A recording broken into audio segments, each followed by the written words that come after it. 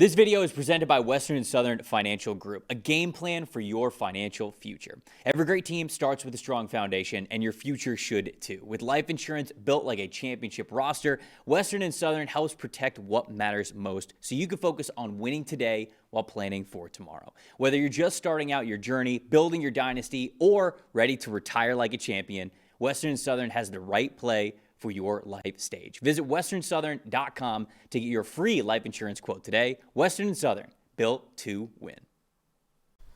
All right, Panthers fans, we know you're here. We know you're in the chat. We see you. What a big game here. Carolina hosting the Seattle Seahawks in Carolina, 1 o'clock on Sunday. Talk to me about the Panthers, what you've seen from the Panthers offense and what they could do in this game. I mean, huge stakes first and foremost because Seattle controls their own destiny for the top seed in the NFC. And Carolina, for as you know, we'll see what we think of the Tampa Bay Buccaneers in their game. But Carolina can win that division with a win here. They can. And a Miami win over Tampa. They control their own destiny, obviously. They do. They do. Yeah. I'm pretty sure the way the tiebreakers work, if the Bucks win, then this game won't eventually end up mattering. It'll just come down to Week 18, and maybe that's the Sunday Night Football game down there in Tampa in Week 18. We'll see. But you're right. I think the Bucks. I forget which tiebreaker it is. The Bucks have the tiebreaker. Still, right. Yeah. But the Panthers obviously going to play with their full sense of urgency. And they control their own destiny because if the Panthers win both games, obviously you're winning one over Tampa. Right. So either way, when you look at this Panther team, the key lately, as it is for many teams, has been their quarterback, Bryce Young. You look at his last 5 games, an 84.7 passing grade. The one bad outing against San Francisco, but he's been really, really good. 7.8 yards per attempt is solid. 11 big-time throws, 3 turnover-worthy plays. All 3 of those were in that loss to San Francisco, so 0 turnover-worthy plays in 4 of his last 5 games. And we've talked about it at this point. Say it again, and this is against an even better defense than he saw last week with Tampa.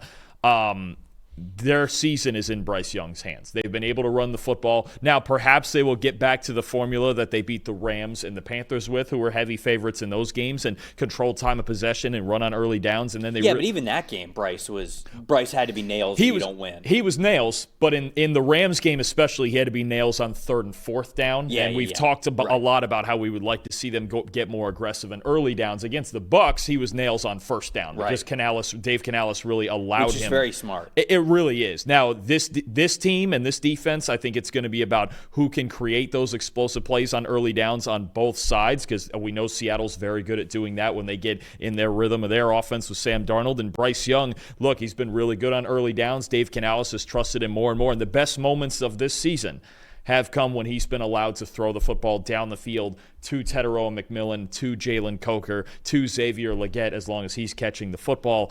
I'm just curious to see the balance against this defense, this Seattle defense, one of the elite defenses in football and one of the best run defenses in football, which is a huge key here.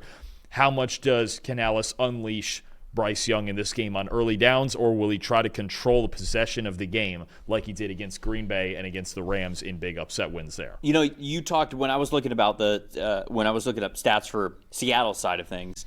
You talked a lot, I think it was last week, about Darnold versus too high stuff, right? When he was facing too high shells. So really, that could be anything. It could be, a classic cover 2, could be quarters, something like that, where there are at least 2 deep safeties along with other defenders, whether they're underneath or whether they're helping deep. So when there are 2 deep safety looks, Darnold had struggled a little bit when there were those guys that were deep, and it was making it a little bit more difficult for him to hit those deep shots, to give his receivers a chance who might be one-on-one on the outside, those deep intermediate routes as well. Like those things, when he doesn't have that available, sometimes you make him second-guess a little bit. He's not going to see a lot of that, or at least we don't think he's going to see a lot of that against Carolina. For Carolina, it's going to be different. Ejiro Evero, the defensive coordinator for the Carolina Panthers, he runs a lot of cover 3. He runs a lot of cover 3 and a lot of cover 6. They are number 5 in the NFL at highest cover 3 percentage of teams in the NFL. And then they are, I think it's number 7 or 8 in terms of percentage of like a cover 6 look. So they're doing a lot of 3 deep stuff.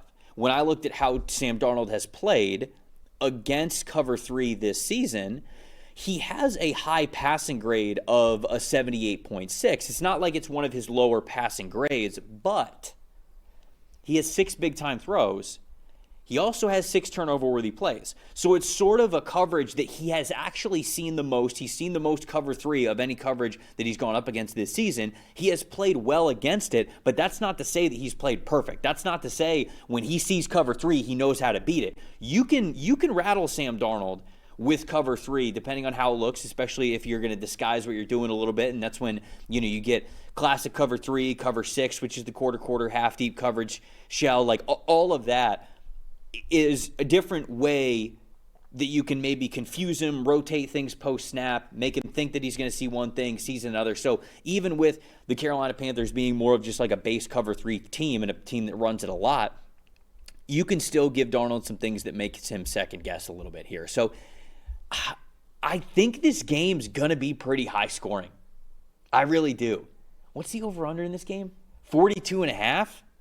Yeah, I can see it going over. I don't know, man. Yeah. I think we're going way over on that. I'm predicting a shootout here.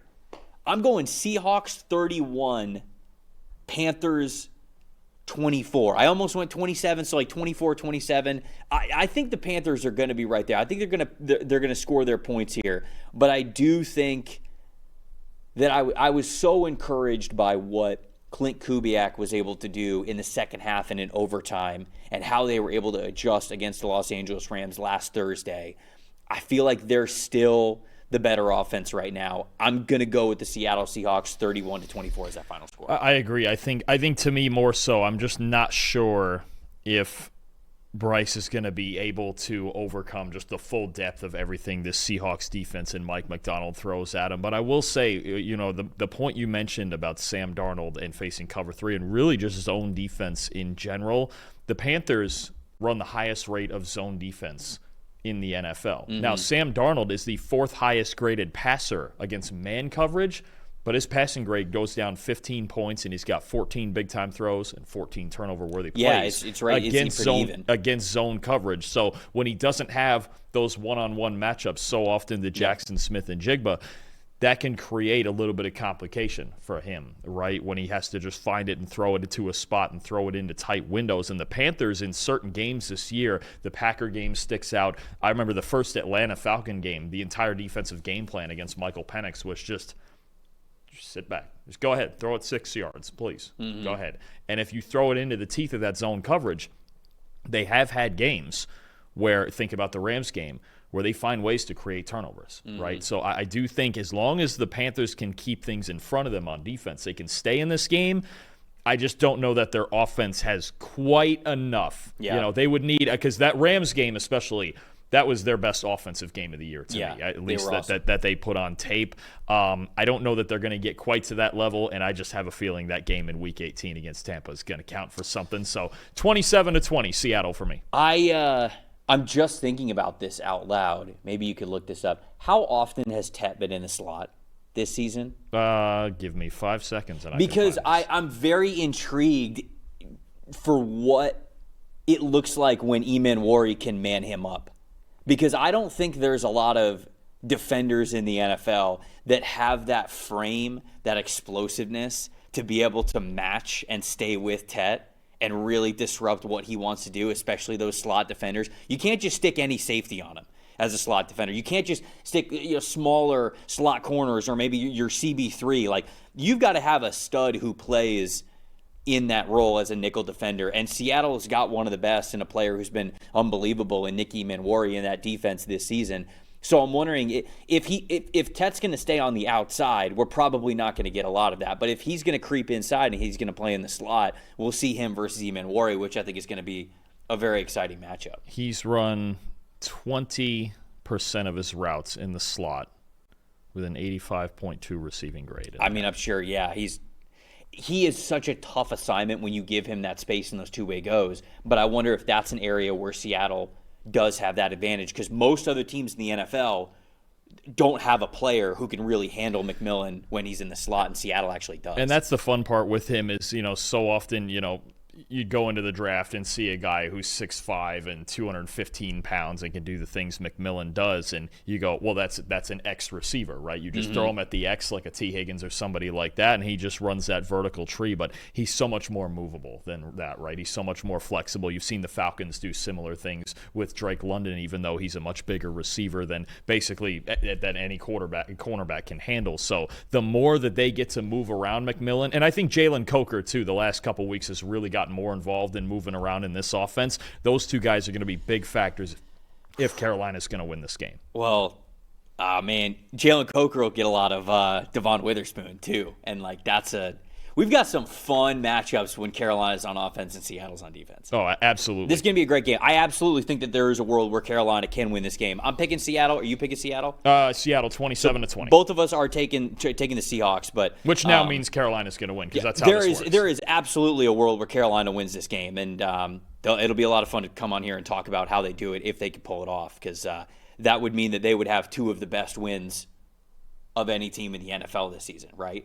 Against the Rams, against the Seahawks. And that, look, at the time, especially out of division. Keep in mind, too, that win at Lambeau at the time was a huge upset. That's true. Yeah, that's the Green Bay one. If the Panthers win this game, and they already have a good case with the Packers game and the Rams game, but like if you have both of these, or if you have all three of those games on your resume, that's really impressive. Oh, they're the most confusing team in football. That gets but they're the team that could be because then they've turned around and they've been the team that lost to the Saints twice and lost to the Arizona Cardinals, and right. You don't know what you're getting each week, and that's kind of what's made them so much fun. What a fun game that'll be. Everyone's got takes. Numbers have truth. And the truth is, most people are betting with emotion. Sportsbooks feed on it. TikTok gurus sell it. The hype machine runs on it. That's how you lose. PFF is different. You're betting with winning data. The same data trusted by all 32 NFL teams and the sharpest minds in the game. PFF betting tools take every prop, every matchup, every angle, and run them through our custom models. Built on the best football data in the world. What comes back is your edge. Simple, sharp, and built to win. Want to go deeper? PFF puts a pro-level analytics department in your hands, giving you the same insights teams use to find every advantage. Build your game plan with matchup analysis. Project every snap, every matchup, and every edge before kickoff. Because the smartest plays start long before Sunday. Hit rates show how a player performs against their prop and against defenses built the same way. It's the data that gives you real confidence in every pick. Next, Key Insights translates PFF data into the story behind every matchup, giving you the why that powers your bets. From coverage schemes to defensive looks, it's the context that turns raw numbers into winning decisions. When you're ready to take action, filter through every prop on the market and focus on the opportunities that matter, by game, matchup, or value. Then, shop for the best available line in your area and tap your book of choice to place the bet instantly. Everyone's got takes, but now you've got truth. Bet with data, win with PFF.